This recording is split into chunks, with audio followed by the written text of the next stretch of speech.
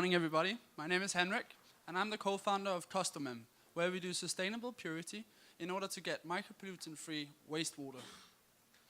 Here's an arsenic pit in Cornwall, UK, leaking arsenic out into a nearby river. Arsenic is among a group of micropollutants, including chromium, cadmium, vanadium, and also lead, which are currently not tackled by existing treatment due to their complex chemistry, small size, and high cost of removal. This has led to big impacts on the existing water treatment. And what we see now are 300,000 hectares of land being water contaminated in the UK alone, and 350,000 sites in Western Europe that are contaminated by micropollutants. It is part of a global problem. Even though these micropollutants only make up 0.04% of the pollutants, they contribute to the global water stress, which we just heard is going to affect 50% of the world's population just by 2030. So what we see is also increasing regulations, where the textile industry in China is now facing new fines of 1 to 25,000 pounds per day for not fulfilling water regulations. And this has shut down up to 1/3 of the textile manufacturers in certain regions of China. At Imperial College, we realized that this is also a human problem. Right now, we can find some of these micropollutants in the blood of babies in a 2010 Mount Sinai study, where there were 287 hazardous chemicals found in the blood of unborn babies. We thought this was such a big problem that at Imperial College, we had a platform technology we could apply to this opportunity, because we have the ability to make materials from coconut water using biology. So what we do is we provide a selective water treatment cartridge that can capture micropollutants in existing water that existing solutions do not tackle.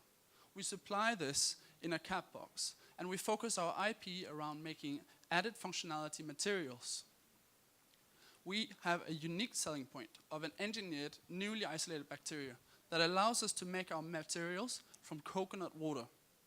We have proven scalability in the lab, and we have also now 2 memorandums of understanding with suppliers about scaling up and producing at scale.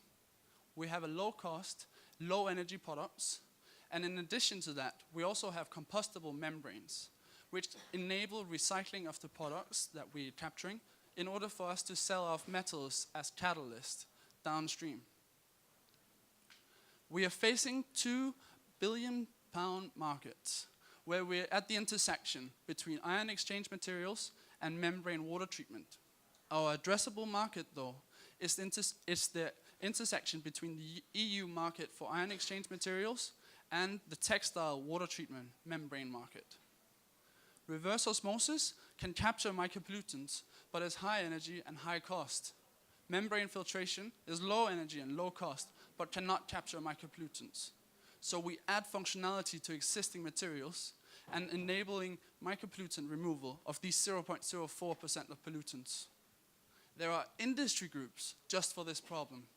The ZDHC, Zero Discharge of Hazardous Chemicals in the Textile Industry, and the ETAT group is dominating the pigment manufacturers in the chemical industry. And we've talked to more than 20 of these and now setting up pilot tests with 3 of them. What we've done is we've devised a route to market that enables us to accelerate to market with a retrofitting product, where first we supply a novel adsorbent that fits into granulated activated carbon infrastructure, where we can replace and supplement the granulated activated carbon and capture micropollutants not currently captured. In addition to that, in stage 2, we bring out a cap box and a cartridge with a printer and ink business model. And in stage 3, we can use the same biological principles to recycle the metals and sell these off for additional revenue. This gives us a printer and ink cartridge business model. What I'm most pleased about today is actually presenting the team. With my award-winning co-founder, we've won 12 science and engineering awards and brought in Richard. Richard has the gray hair we need. He is a seasoned membrane specialist who developed as an R&D director this company, Hagemann, that was sold for $700 million to GE Healthcare. In addition to that, we've brought in PhD and MBA experience from Imperial, Cambridge, London Business School, and UC Berkeley. We're supported by a world-class advisory board, where we have mentors that are world-class academics, entrepreneurs, and Royal Academy of Engineering commercialization experts.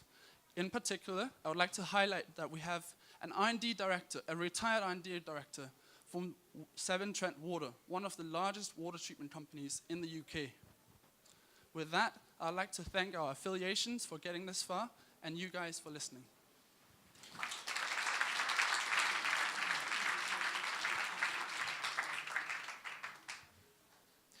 What is your first market? Because it's a bit a stretch to go from Europe to Asia to textiles. So what do you want to address first as a market, and why? The EU market for chemical pigment manufacturers' wastewater, because they're reaching out to us about these new 2016 REACH regulations and the heavy metals that they cannot remove with existing treatment at a sufficient cost. And these are the ones we're in talks about for the pilot testing. What do you add in terms of cost per cube? What do we have in terms of cost? Yeah, what do you add? Because you'll be part of the solution, right? You want to retrofit it. So it's a polishing step where we fit into the granulated activated carbon step. Cost? What's the cost, do you know? The cost of production, which we found out by collaborating with the Water Research Center, is actually 1 order of magnitude lower than the cost of production of the resins that we're competing with for these pollutants. And it's because we're using biology instead of petrochemicals for manufacturing. At which stage of the development of the membranes you are? Because there is a biological stage and you have the development of the technology for the treatment of the water at the same time. So 2 technologies at the same time is a lot. Yeah. So we carried out testing, and we're right now setting up ASTM testing for the membranes in collaboration with our partners from Imperial College, Nigel Graham. We also have this cartridge membrane prototype where we can actually... Is it industrial, the production of the membrane? So we have... You mean, is it industry, the membrane? No, is it industrial? Which stage is it? Is it a Yeah. pilot, It's a lab pilot, or industrial? It's pilot scale. And it's based in our independent lab facilities at Imperial College Incubator. Okay, we're out of time. Thank you very much. Amazing. Thank you.